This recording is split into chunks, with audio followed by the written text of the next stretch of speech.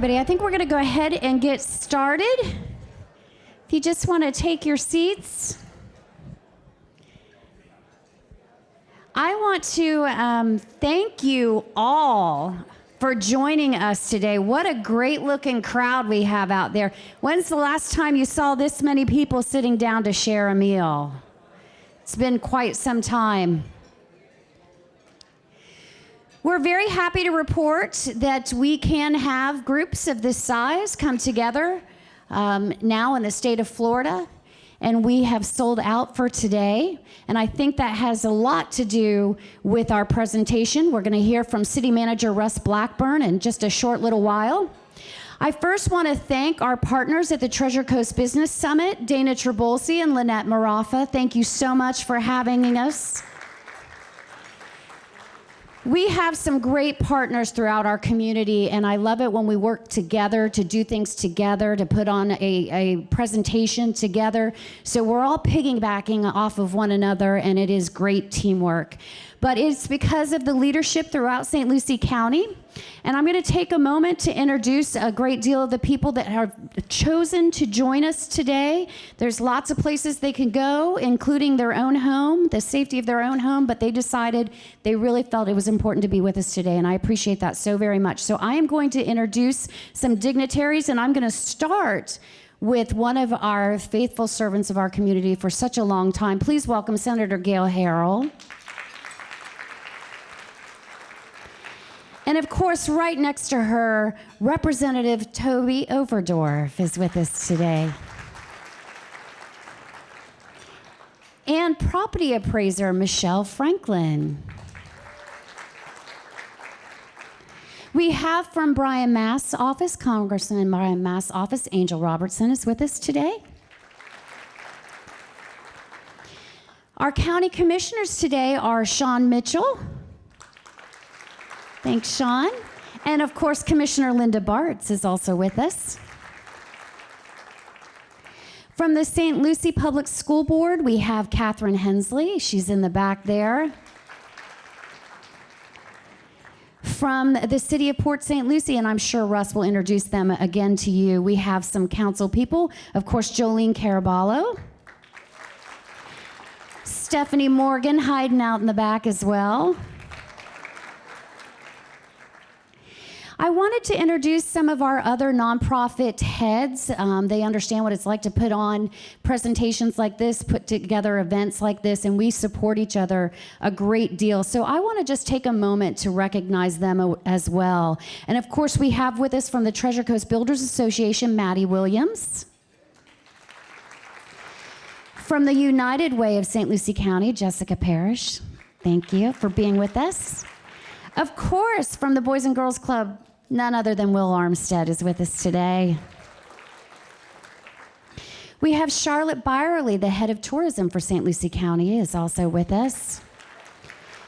And new to our community, and a brand new post for her at the St. Lucie County Cultural Alliance, Aliana Osh is with us as well. And I saw her walk in, so I'm going to introduce her. Of course, Commissioner Kathy Townsend is with us also. What a great crowd. What a great looking crowd. So the first thing I'm going to ask you to do, we're going to do a little bit of housekeeping, and unlike any other event you've ever been to, I'm going to ask you to pull out your phone right now. Grab your phones, put it on the camera. First of all, take a picture of this beautiful audience and post it to your Facebook and tag the Chamber of Commerce, right? That's the first thing we want you to do. Take a picture of all these beautiful people in the room, put it on your Facebook or your Instagram. I know Facebook ages me, right? I'm old. TikTok, that's a word. Put it on your TikTok, whatever that is, and tag the Chamber of Commerce. But also in the new age of social distancing and being very careful, we don't have a lot of paper for you, so we didn't do an agenda. So we are going to ask you to, and I didn't know this, which is also aging me, that in order to scan that QR code on your table, which will pop up the agenda and the sponsors and all the great information you have to have, all you have to do is wave your camera over it. How many of you knew that? You're all younger than 50, aren't you? When I see a QR code, I think I have to have a special app. I don't know how to do it. But all you do is wave your camera over it, and we'll get you right to the agenda. There's one more person I wanted to introduce, brand new to our community. He's making the rounds, and I haven't had my time with him yet, but I am looking forward to it very, very much. We have a brand new president at Indian River State College. All of you aren't aware, and he too has joined us today. Please welcome Dr. Tim Moore. Thank you. Thank you for being with us. Also, I would be remiss if I did not introduce our board of directors. It has been a challenging year at best, and our board of directors have not been recognized very often because we haven't done very many events. So I'm going to recognize them right now. If they would all stand up, I'd really appreciate it. You know, the Chamber of Commerce is a nonprofit, independent organization. We are not government funded. So we have spent the last year as a board, as an exec committee, trying to figure out how to make this work for us in the new day and age. And these people have been put to the task, so I can tell you that. I have my board chair right up here, Brent Baudier from PGA. Rich Kalita is a former president, and he's come back on the board as well. And Charlotte Byerly in the back from Tourist Development Council. And a good friend and partly our host here at the Mid-Florida Event Center, Shrita Walker from Mid-Florida Credit Union. Thank you so much for being with us today. So the agenda is now on my phone, and I don't think I can find it again, so I'm not even sure. I shouldn't have done it. I knew it was going to throw me off. I'm not even sure how to. But I want to thank FP&L for being our sponsors. FP&L has been such a great partner, and Kate Cottner is also on our board and on our exec committee. She couldn't be with us today. They have her on lockdown because apparently in the midst of COVID, we dared to have hurricane season. They've got her safely ensconced in her designated survivor bunker. So she could not be with us. She has sent, of course, a presentation, and we're going to play that. And actually, this presentation, she really wanted to introduce Russ Blackburn, our city manager. So I'm warning you, mostly this is for you, Russ, it's going to go right into the introduction of Russ Blackburn, so I will not be back up here. But I do have sanitary wipes for you to wipe everything down. But please, a word from our sponsor, Kate Cottner from Florida Power and Light. Hi everyone, my name is Kate Cottner and I'm the Senior External Affairs Advisor with Florida Power and Light Company. I'm really sorry that I can't be there in person today, but please know that I am looking forward to seeing each and every one of you in person in the near future. The last 6 months have been a challenge for all of us. No matter who you are, where you live, everyone has been impacted by the COVID-19 global pandemic. But through this adversity, there have been people and organizations and moments that give us hope and inspire us to know that we are not just going to come out of this okay, we're going to come out of this stronger and together. For me personally, some of these moments have been the 2020 hurricane season. Just this last week, Florida Power and Light sent crews to Louisiana to help with the restoration efforts after Hurricane Delta. This is the 4th time Florida Power and Light has done this. The first time was to New Jersey. We sent crews up there to help with the restoration effort after Hurricane Isaias. We also sent crews to the Louisiana-Texas border after Hurricane Laura. And we sent crews to the Panhandle to help our sister company, Gulf Power, after Hurricane Sally hit. This mutual assistance is a cornerstone to our industry. We know the value in being able to rely on our sister companies to help us when disaster strikes. And over the last 6 months, I have seen this mutual assistance really blossom in this community. I venture to say everyone in this room has either seen it, experienced it, or participated firsthand in making sure that this community not only recovers, but is stronger in the end and is the best place to live, work, and play. One of those vital partners is the city of Port St. Lucie. On behalf of Florida Power and Light Company, I want to thank Mayor Orvac, Vice Mayor Martin, Councilwoman Morgan, Councilwoman Caraballo, and Councilman Carvalli for their hard work, their dedication to the partnership that we have, Florida Power and Light in the city has. Your excellent staff and fearless administration are just a pleasure to work with, and we truly are excited about the future projects that we'll work on together. Today, I am going to introduce Russ Blackburn, who is the city manager for the city of Port St. Lucie. His work ethic and dedication is both known and respected. And through his leadership, the city has not only blossomed, it's become one of the fastest growing cities in the United States of America. Ladies and gentlemen, please put your hands together and help me welcome Russ Blackburn to the stage. When you see Kate Cottner, please make sure you let her know what a great job she did.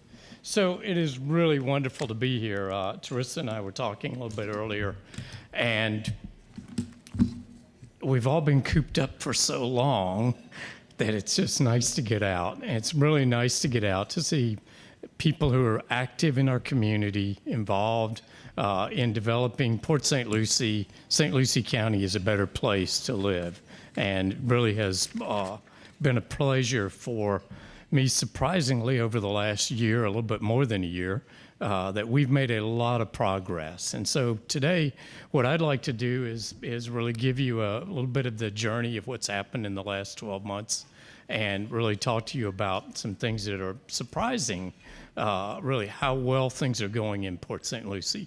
But before I get started, I want to introduce my bosses, not here, but always involved in the community, Mayor Greg Orovec. John Carvelli is also not here, but we do have 3 of our council members who are very appreciated by me and by your city staff. Vice Mayor Shannon Martin, Councilmember Jolene Caraballo, and Councilmember Stephanie Morgan. Thank you. Yeah. So we're going to have a really great presentation at the end. It's going to be so exciting, I might forget to thank the people who helped put it together.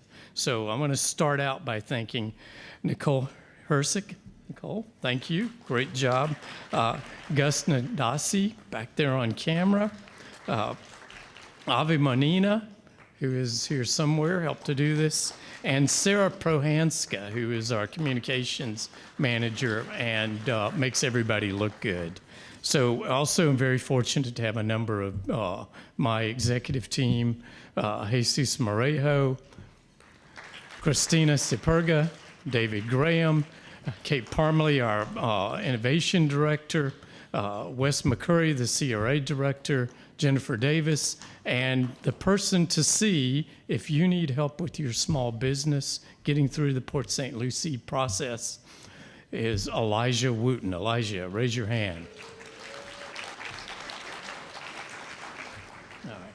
So I may have missed someone, but we have a great team at the city of Port St. Lucie. No one of us really makes it happen. We all work together as a team, whether it's the council, working with staff, the staff working together. That's why we're going to show you some really phenomenal progress for our community. So it all starts with our strategic plan. So if you've worked in a larger business, you know that businesses are organized around their vision and their mission. They have an annual business plan or strategic plan. Well, so does your city council. It is our strategic plan. We identify our goals and our objectives, and we religiously follow the strategic plan. It is incorporated into everything that we do as a city. We get quarterly reports. Kate Parmley, who really shepherds that effort, makes sure that we are always have our strategic plan front and center. And so what you'll hear today is really the results of following that strategic plan. So Teresa mentioned it, it's hard to get around. We had a timeout. I felt like, did we do something wrong? But the global pandemic hit St. Lucie County, Port St. Lucie, state of Florida, as it has hit everywhere. In spite of that, we've kept going. And I'm proud to say, and our council, when we mentioned, I think Teresa used the word, Kate used the word fearless. Our council is fearless because we've met every regular meeting, every special meeting since the pandemic began, continuing to do the business of the citizens of Port St. Lucie. We now have on our phones, on our computers, Zoom, GoToMeeting, Teams, Chimes. We've got them all, and on any given day, we're going right down the alphabet soup of virtual meetings. But it's kept us going, and it really has made a big difference as a community. One of the things that we did that was, I think, we were an early adapter. We have a high level of activity of new construction in our community. We were determined not to let that stop.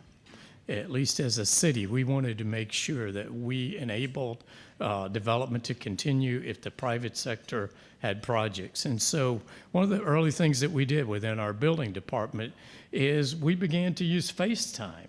So for many of our smaller permits, we were able to have either the homeowner or the contractor show on their phone to the inspector that was back in the office or at another location the result of the work. We were able to keep people safe, the inspector safe, the people in the home or the development, and it really made a huge difference. And we were one of the really early adapters back in early March and have just continued that process. We also made changes with our utility system. We have a team of 12 folks that do customer service. We sent them all home. Go work from your house. We set them up to work remote. Many of you have done that as well with your business, and we're not bringing them back. You know, it's been so successful. All of our comments have been so positive. Our ratings are good. Our time on the phone is faster than we ever were in the office. And so we're going to continue that process of having our virtual customer service team. And then we've worked with our building department. Many of you who are involved in the building and development industry know we now have, I think, one of the first drive-up windows in the state of Florida. Joel Dramus, who is our building official, was prescient when he said, we need a drive-up window. And I'm like, Joel, I don't know why, but if you want it, you bring in the revenue, I'll recommend it to council. The council said yes. Well, the pandemic hits, and it was one of the most important tools we have had as a city. At times, we've had 4 or 5 vehicles queued up, waiting to go through the drive-through window, and we're not going that slow. They're just always there, and even today, you'll find people actively using our drive-in window, using online permits. We're now over 65% of our permits are on. If you need a permit, you need to sign up for an inspection. We've made it easy for you. The city started during the height of the pandemic, really trying to provide as much information as our citizens could possibly want. We set up a COVID page that now goes to many pages of resources. I do want to thank our partners with St. Lucie County, who are providing the actual business and individual assistance through the CARES Act. Together, we have really worked to help the citizens of Port St. Lucie and St. Lucie County, Port Pierce. I think you should know that you're well served by your county government, by your city government, you know, to deal with the impacts of COVID. So I always like to give you an update of some things that really tell you how our city is doing. And for those of you who've been in Port St. Lucie a while, you know that we're a city that has welcomed growth, that does have land available through our both our platted lots and through our planned unit developments, where folks who want to grow, want to invest, you can be successful in Port St. Lucie. So a few statistics. We track the number of building permits issued for new single-family construction. So you can see since the recession, those numbers have been going up and up and up. So in 2019, we issued 2,997 new single-family permits. So if you're a vendor that sells sheetrock, you sell nails, you sell asphalt shingles, this is the place to be because there's things going on in Port St. Lucie. So for 2020, the year to date to October 1, we have already issued, and this is in the year of the pandemic, 3,050 single-family permits for new construction. We project by the end of the year, we will have issued approximately 3,600 new single-family permits. So it keeps a lot of people working. It invites new people to move to our community and provides that starter home for someone, that may be your child or your grandchild that you want to live in Port St. Lucie, but also people moving in to our community. We're also seeing our commercial construction stay up. We have the most recent data is 2019, but we know that we've continued to have commercial investment as well. And I'm very proud to say, and I think that there's probably no other city in Florida that can really say this. We have all of the major production builders in the nation in Port St. Lucie. So, one of our newer rivals is Mattamy Homes. If you've been down to Greenpoint, they are working and building Veranda off of Becker Road. Riverland is just knocking it out of the park. Coulter for the Verano project is really building fast and furious, selling homes, allowing new people to come into our community. Very proud of each of the builders within our community. They really work well with the city, and we're building a great community. So all those production builders are one thing. I mentioned to you, we expect by end of the year around 3,600 single-family permits, but they're not all out in the planned unit developments. About a third, a little more than a third of our new units are being built in the traditional platted lots that GDC platted in 1961. And so the photo right above is off of Oakview, and it just shows new homes being built in existing communities, giving people new opportunities. So the Chamber of Commerce, together with the Economic Development Council, led an initiative about 3 years ago to really look at each of the cities and the county, the development review process, came up with some suggestions for how the process could be improved to help businesses grow in our community. So Port St. Lucie was the first guinea pig.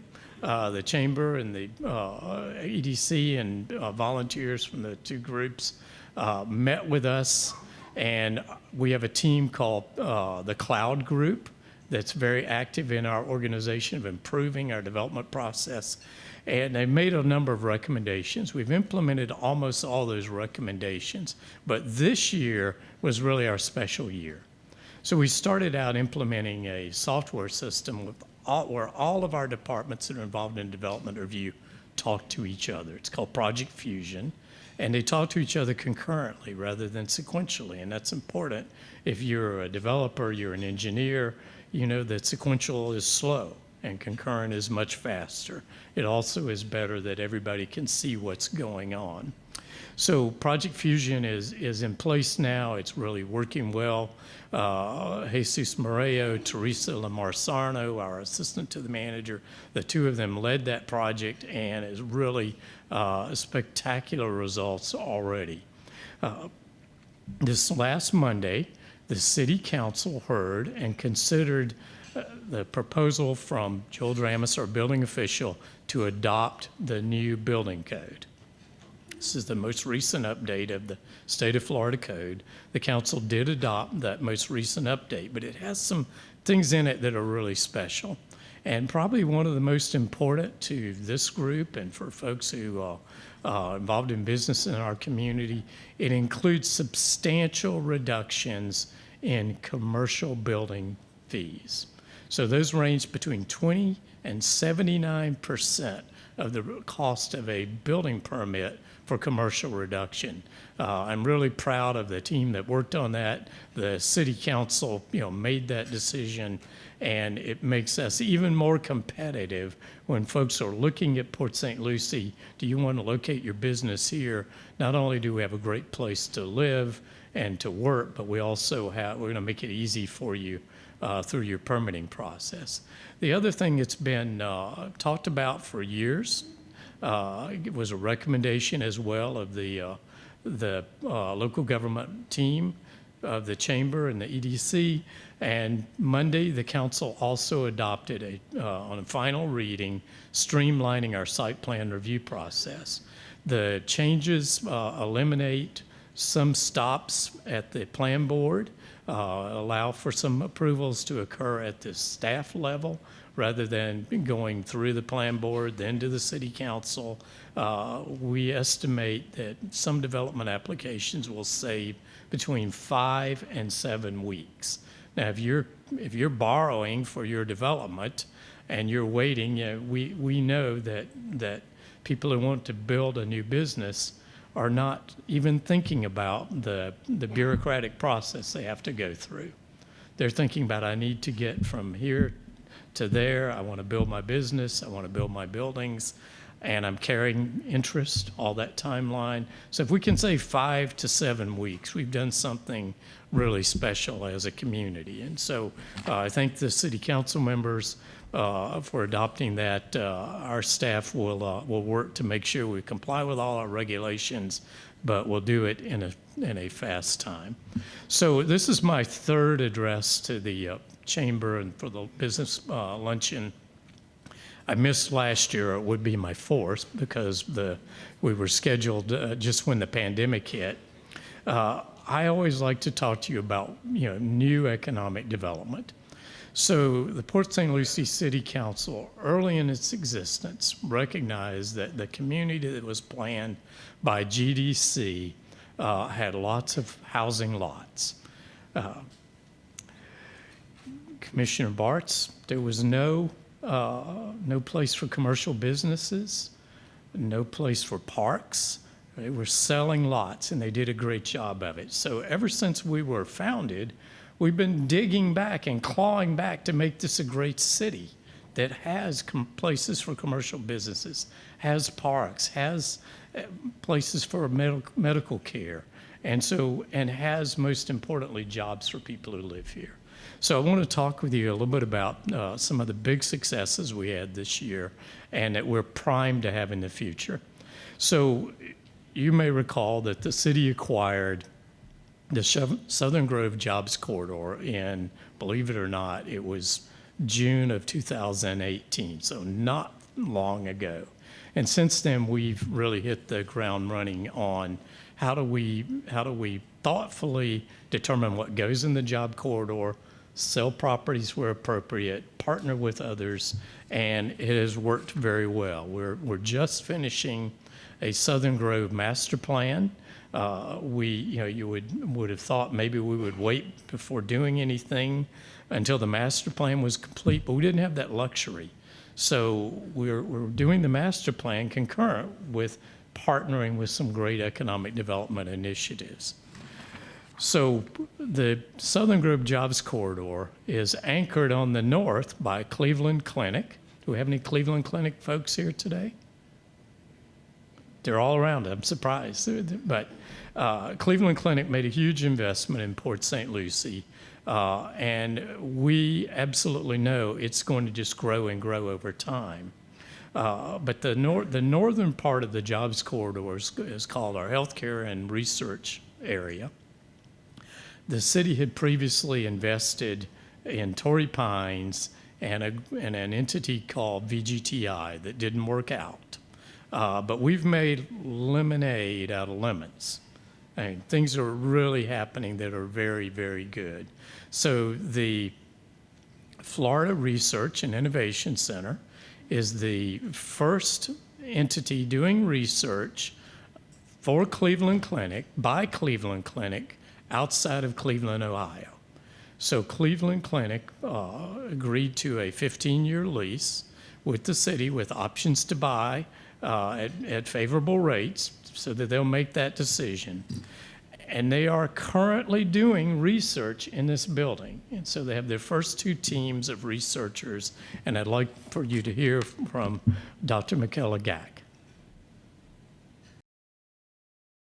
Well, first of all, it was the exciting opportunity to lead this center here and build a new research program on infectious diseases, oncology, and also immunotherapies. The research program is really in close collaboration with the regional hospitals here, but also regional academic institutions. So we really hope to build a world-class research program. The building is, I think, even a one-of-a-kind building. It has state-of-the-art lab spaces, support spaces. I think it's honestly perfectly suited for research, what we are doing. We do research on viruses in the human immune response. So we are studying how our own body, the immune response, reacts to viruses.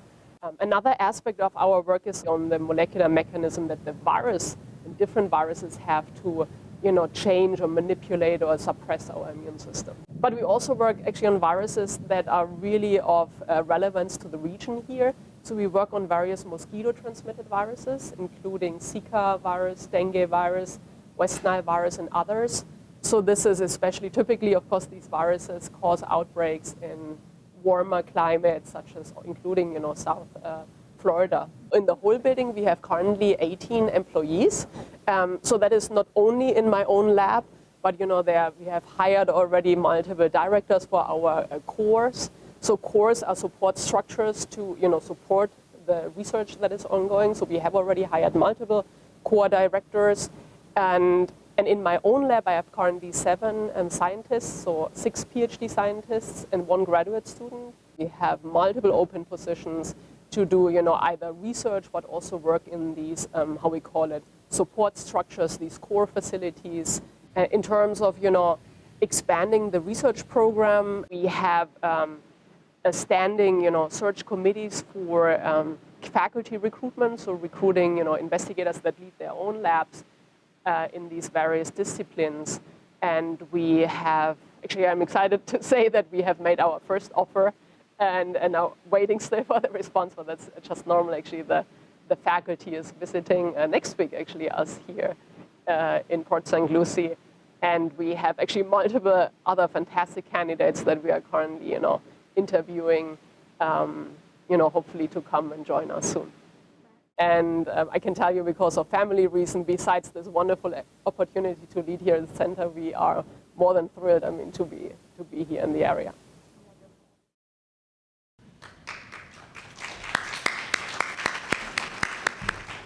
So I had the opportunity to tour the Cleveland Clinic Research Facility and meet Dr. Gack and some of her team, and it's incredibly exciting about what's going to happen right here in Port St. Lucie, envisioned years ago, happening now. And it's happening in a big way because we've got a partner that is really the equivalent of a major research university and has healthcare to actually translate those ideas right into real healthcare here in our community. So the other thing that's kind of a sleeper, I think, that people may not realize happened in Port St. Lucie this year is it happened right after the first of the year. And in the pandemic and all the things that have taken the spotlight off. And Pam Houghton, I believe, is here. Pam, thank you. Pam and Richard Houghton, for years, have run the Torrey Pines Institute, did a phenomenal job, but they hit some pretty rough waters financially with the recession, but they hung on, and we appreciate that. Well, this year, Torrey Pines, the building, was sold to Florida International University. So Torrey Pines, the institute, will continue to operate in the building, but FIU is redeploying the balance of the building for their research programs, their doctoral programs, their medical programs. They have really exciting ideas about how and what they're going to be doing. in the building now, the FIU Torrey Pines building. And one of the gentlemen that Pam and I got a chance to meet and know through that process was Dr. Andres Gill. And so rather than hear from me what FIU is going to be doing in the building, I'd like for you to hear from Dr. Gill. My name is Andres Gill. I'm the Vice President for Research and Economic Development and Dean of the Graduate School at FIU. I think it was a combination of factors that really progressed over several years, because we had researchers here that were collaborating with researchers at Torrey Pines going back, 5 years or maybe even longer. And then we began discussions with Richard Hutton, the head of Torrey Pines, I think in 2017. And we are sort of focusing on two general areas. One has to do with diseases that are associated with neuroscience, infectious diseases, and pulmonary and cardiovascular diseases. It's kind of driven in part by the strengths that we already have here and the groups that we are working and still working on recruiting to be over there.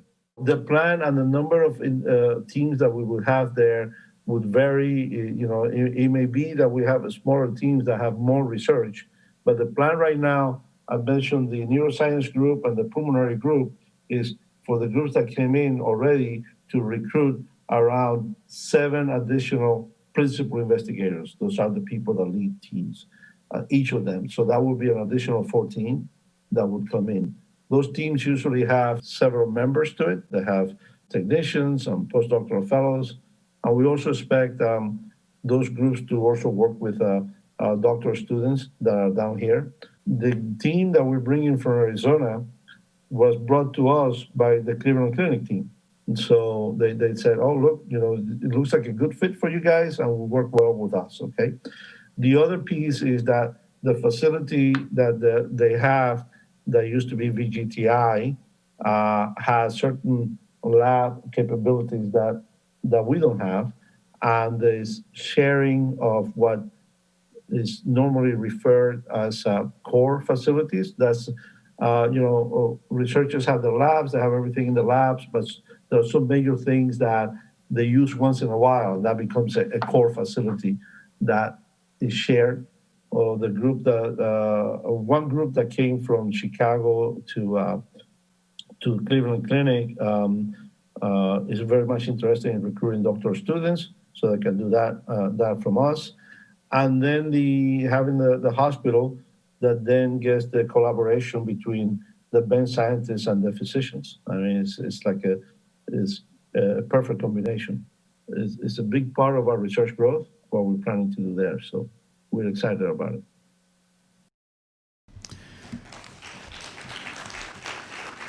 So Dr. Gill has indicated that he has several teams, principal researchers that are expected to start work here in Port St. Lucie with their teams after the first of the year. And it's exciting because each one of those teams, they typically have a major grant from one of the federal or in some cases private entities that hires high-level staff. They're like a small business starting with high-paying people, each of these teams.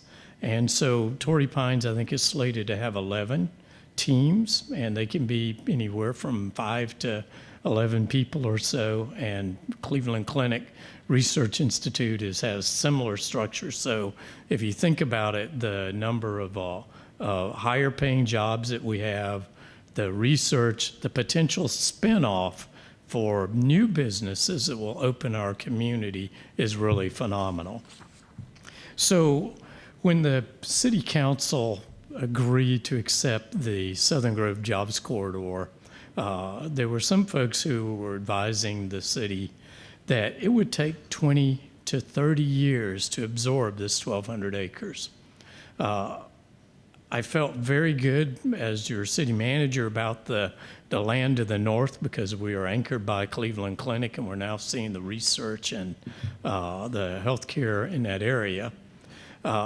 but I wasn't so sure about how long it would take to the south. Well, I'll tell you, I've been surprised. But as we've gone up near the Cleveland Clinic area, you are aware and have probably seen the TAMCO building, which is now constructed and operational. It's 400,000 square feet of manufacturing and warehouse. Really a great facility. They've slowed down a little bit because of the pandemic, but they'll be back. It's just one of the natural things that happens with an economic slowdown. But they're still manufacturing and distributing lighting, and we'll hear even more about them over the future. Oculus Optical is still going to be building. They haven't started yet, but they're still in planning stage. But as we got down south near Becker Road, things have been really surprising. So we met earlier this year. Ultimately, the city council approved a purchase and sale agreement in combination with options on additional property. Sandstone Group is acquiring 65 acres in the next 90 days. They build built-to-suit distribution and manufacturing, and they have options with the city for an additional 300 acres. They're very excited, and they are I would call it a paradigm-shifting development in our community. So we worked with a gentleman named Nick Sandstone a good bit, and Nick's father started the company, and Nick wanted to give a few comments about his experience with Port St. Lucie. And I can sincerely tell you that we have not worked with a city that has been more cooperative and easy and fun to work with than your city. So all of you should be very proud. It's very pro-business. You care about your community, and you care about the impact that this project is going to have on the community. And it's not often that we see that with a city, for them to understand the overall impact that a project like this is going to make. And I mentioned last week, and I feel it's worth mentioning again, it goes to the importance of this project for our company. My father, who founded our company 64 years ago, passed away April 27th of this year. And my father loved all of our real estate deals. He was always calling. He lived down in Palm Beach Gardens. And he would always call into my brothers and I and ask about the different developments. But he was particularly excited about this development. And he would drive the site, and he would call, and he always talked about how he loved the way the site was. How there was so much open land and how flat it was. And he talked about the nearby hospital and the other development going on in the community. And he was very, very excited about it. And on the Friday before his passing, he passed on a Monday. And we didn't anticipate him passing. He had lung cancer, but he was doing pretty good. He was a pretty strong guy, and he had his mind, and we didn't anticipate him going when he did. But on that Friday, he drove to this site. He had a picture taken of him, which is unusual. The gentleman that drove him to the site, I guess he said, "Hey, take a picture of me here." And it's of him smiling and looking out to the ground. And it's a interesting story because that's not something Dad would do. And that Monday, Dad passed.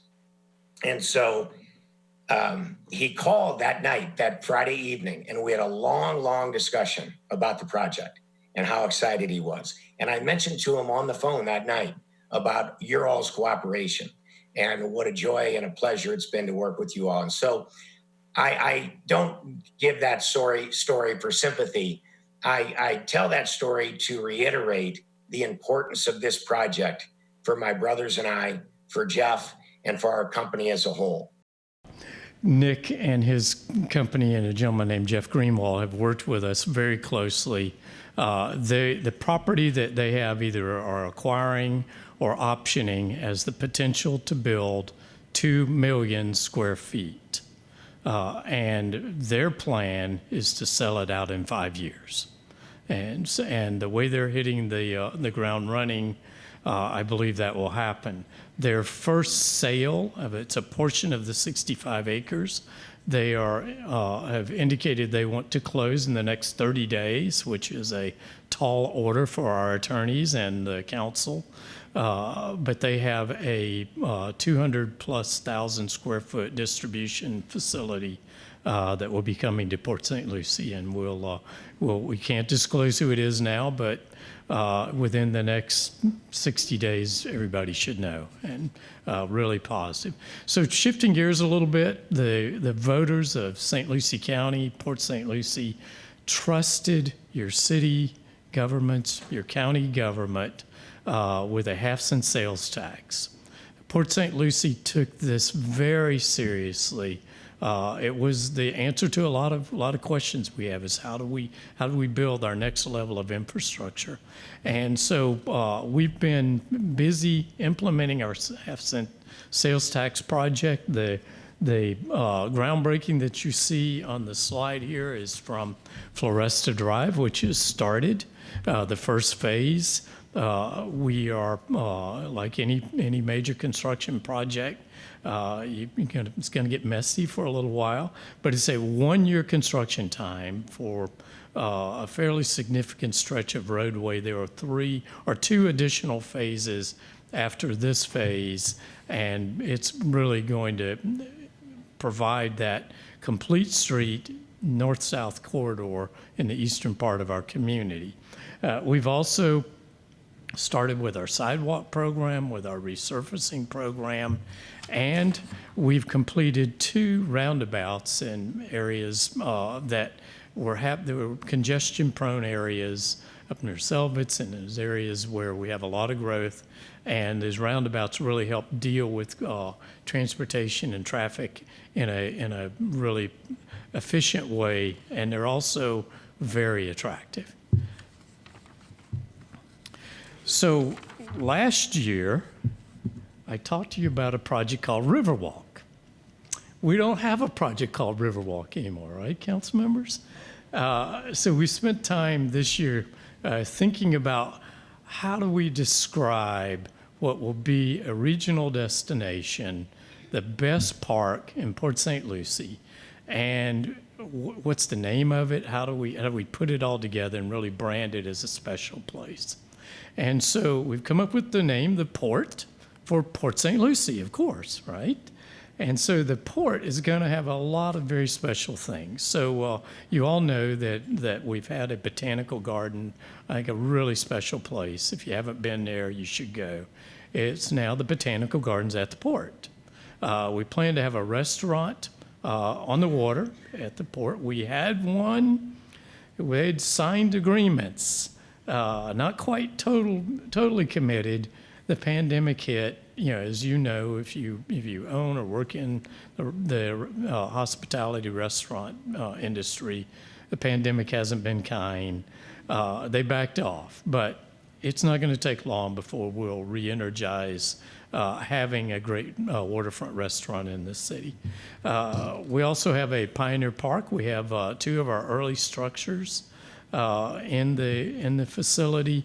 We have an event lawn that will continue to have great events in our community, all under the banner of the Port, the brand of the Port. And you'll hear more and more about that over the next few years. So the great thing is it's not a vision or an idea. It's actually happening. So we just opened the boardwalk at the Port. So ultimately, this will be, if you go round trip, north and south, a mile walk of a really very spectacular boardwalk on the North Fork of the St. Lucie River. Currently, you can come in near the banyan tree down in the Port and walk north to the Port St. Lucie Boulevard Bridge. Within 2 years, we'll connect under the bridge, waiting on the Florida Department of Transportation. Representative and Senator, you might have to help us to make that happen. that they get the funding, not us, but they get the funding to build and rebuild their bulkheads under the bridge so that we can run our boardwalk underneath the bridge.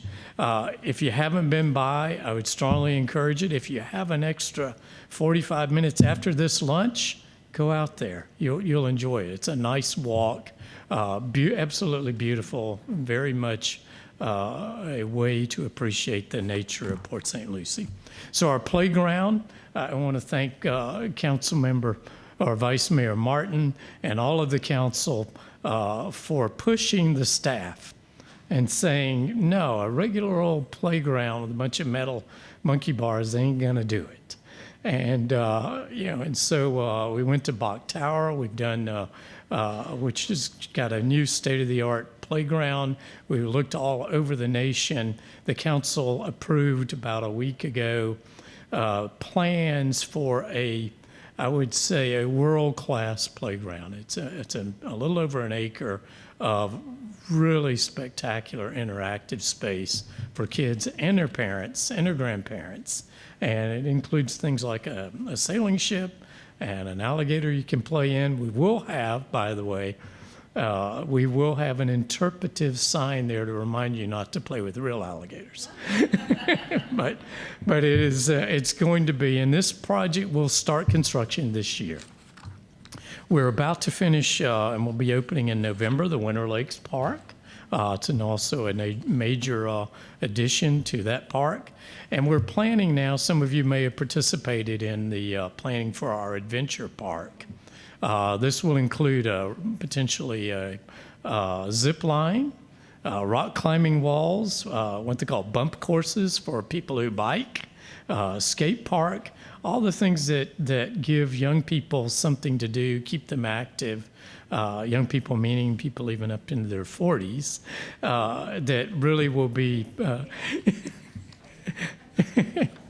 will really be something special. And that's our next big park as a city. So we can talk about economic development and our parks, but we also have to nurture our soul. The city has adopted a public arts master plan. We're really looking at how do we make sure that we have arts and culture in our community. We have a partnership with the St. Lucie County Cultural Alliance. We are requiring artwork in many of our new construction projects. And really, I think next year, I think our theme for this luncheon, if invited back, will be our public art, because a lot of the projects that are on the table will be built next year, and you'll really see some special things. But one I want to highlight real fast is the plaza under the Crosstown Bridge. So this was the public art component of the Crosstown Bridge project in Crosstown Parkway. So if you look at this project, there are 3 of these sculptured pineapples to represent how welcoming we are as a community. The colors that you see ultimately on the ground actually are rubberized textures and pavers that give the feel of water flowing through the park. And if you walk the Crosstown Parkway, as many of you do, walk the bridge, you look down on this, you'll also see about a 50-foot long snook swimming through this water. Really special. If you haven't done that walk, if you haven't walked the Crosstown Parkway Bridge, I highly encourage it. Pick a Sunday afternoon or a Saturday after dinner. Walk over there. You'll be surprised at what a great place it is. So we're building all of this for a great city on a great foundation. And one of the most important things for any community is that it be safe. And so I'm pleased to say that Port St. Lucie is, Councilmember Caraballo, what's our number for large cities in safest large city in the state of Florida? Councilmember Morgan, what's our number for the mid-sized cities in the state of Florida?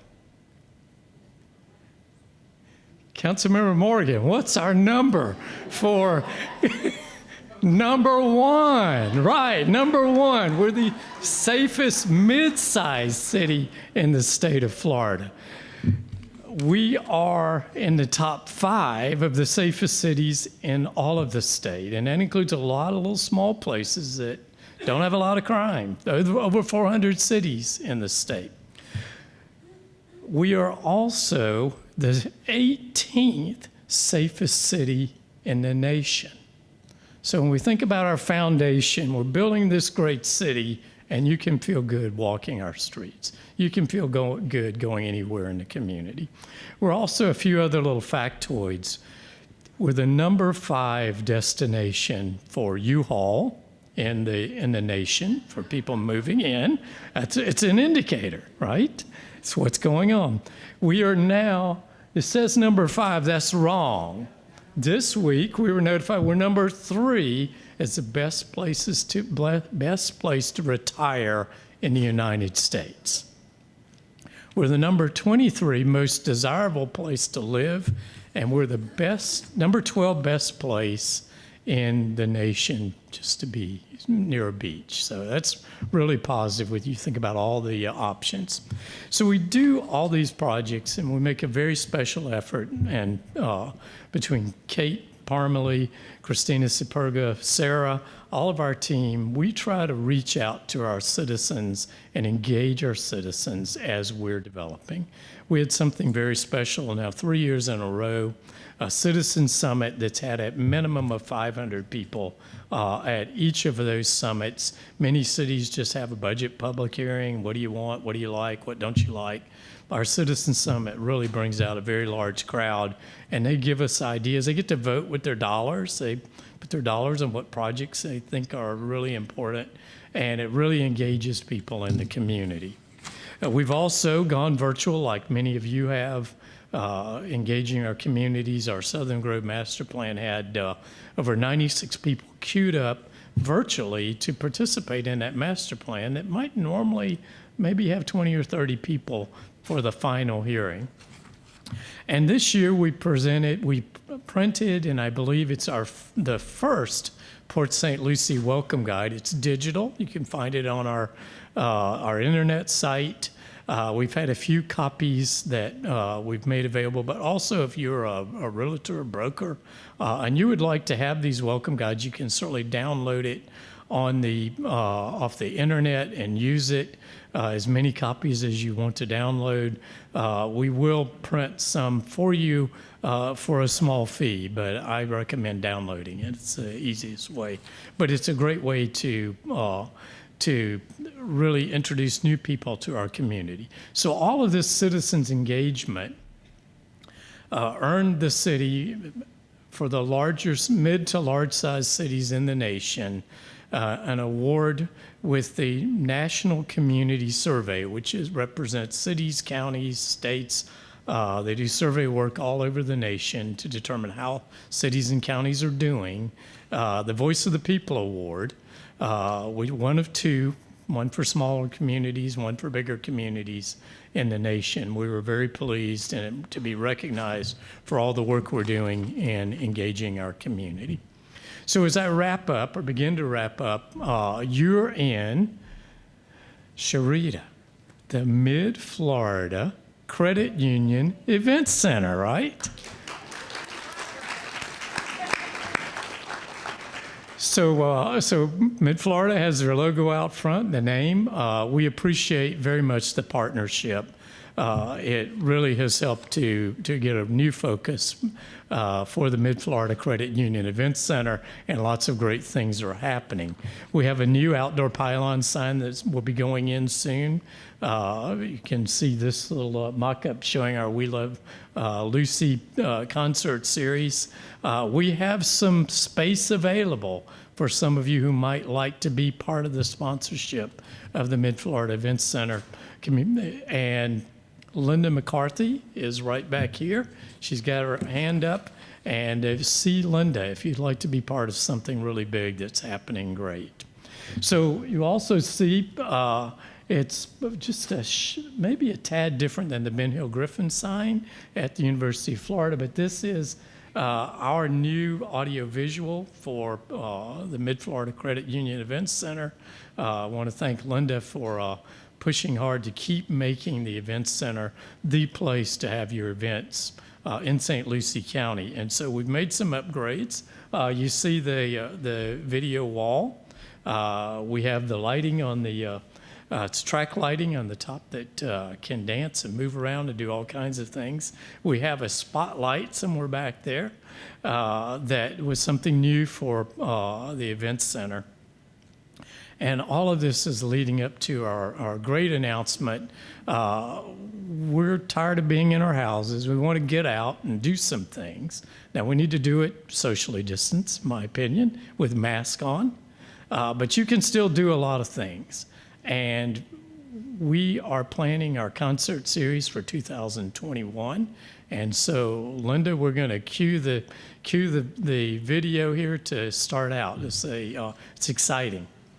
Mid-Florida Event Center presents 4 nights, 6 amazing performances, outdoors, live. Take a ride with classic rock legends Foghat. Get ready for the fabulous Thunderbirds and Molly Hatchet. Southern rock is alive and well with Molly Hatchet. On the same night, the quintessential American band, the fabulous Thunderbirds. Get swept up with Little River Band. A powerful performance of hits. Jody Messina. That red-hot redhead is still cooking. And multi-platinum recording artist Tracy Bird. Don't drive to the watermelon crawl.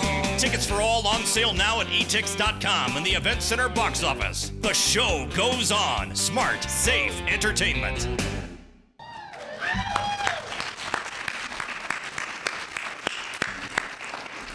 So in looking back at a year of things that your city has done, we just picked the highlights. There's a lot of other things that have gone on in the community.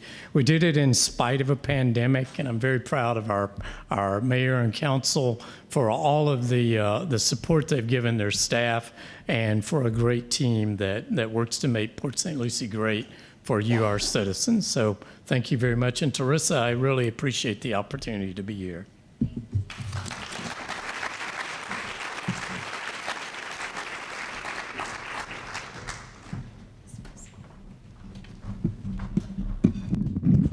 We just social distanced on the steps. You all saw it.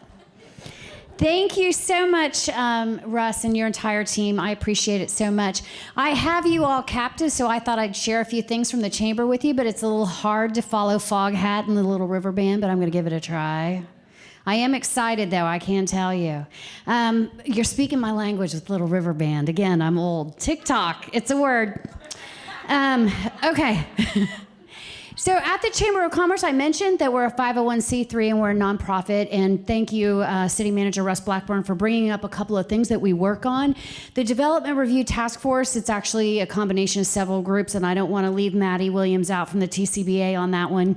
And we really are working behind the scenes, whether you're aware of it or not, and I don't think we're really good about promoting that. It is a passion project of mine, and that is the regulatory process in all of the jurisdictions, streamlining it, make sure it's cost effective, and make sure it makes sense. So we've been able to get some great wins with every jurisdiction this year. We're asking them to sort of regulate with common sense, and it sounds like it should be common sense, but that's not really how bureaucracies work 100% of the time. Luckily, our jurisdictions are real close to 100% of the time. So we've streamlined quite a bit through that Development Review Task Force, and reports are available online for anybody that's interested. But what that means is it's easier for you to conduct and open your business on a daily basis here in St. Lucie County. So that's very, very important to us. There's great things coming forward again, but I'm not gonna bore you with it because of what I always say, Jesus knows this, not everybody cares about lid liners for utilities. So I'm not gonna bore you with the rest of it. But we also do Leadership St. Lucie. Many of you are graduates. How many of you are graduates of Leadership St. Lucie? Oh, there you go. Very nice. That was Councilwoman Morgan, just so I can point that out. But Leadership St. Lucie, we're in class 38. That's how long the Chamber's been doing that, and we love the program, and we love that so many of you have gone through it, and we're going to start that back up in January. So that's one of the other things that we do here in the community. The other one we just started the other day again is Young Floridian. How many of you have heard of Young Floridian? I know Anthony Bona's a Young Floridian Award winner. So we have had Young Floridians since 1987 as well. So these are programs that we're doing, and that we're not as good about getting that out. It's not things that we can document on paper to say, hey, look what we did for you today. But I can tell you, since 1987, we've put at least 14 to 15 people into college with scholarships from monies here in St. Lucie County. So we're awfully proud of that as well. So there's a couple things coming up. We have I noticed all of our legislators left. All the reserve seating up front is now empty, but we'll get with them later. But I know they're very busy. We are going to have them as a captive audience on October 26th at Ballantrae. We're going to do our annual legislative update, and that's where we get to hear from our legislators at the state level and see what they were doing, what they're working on, what their passion projects are, and what we need to look out for in the coming years. Some of those bills and what might be affecting us that we don't always know it. We kind of count on them to get that information to us. So you can buy your tickets to that luncheon, like I said, October 26th. The Chamber also this year, how many of you got to catch a little bit of the forums that we did live on Facebook with all our local candidates? A few of you. Good, good. I'm glad that you did, and I really hope very much that you will take a look at those forums. Now, we did form a pack, so we have given you our suggestions, our picks on who you might want to check the box for come November. Only locally. We're not getting messed up with that national stuff, trust me. Just locally, because I think that it's important to note local is going to affect you the most. And we are nonpartisan, and I can't stress that enough. In fact, I think we were about 50-50 on the party lines with our recommendations, but it is truly about who we think might do the best job for you. And it was put out to vote, so it's not like 7 or 8 people sat in a room and decided. We literally let our members vote on who they thought that we should be endorsing, and we did that. So please take a look at that, because I'm telling you, it makes a difference. And it matters for your quality of life, who is serving in your local offices. And I do always say that person should at least live or work in your community and know the name of the office to which they are running for. So that's important to me as well. I can't stress that enough.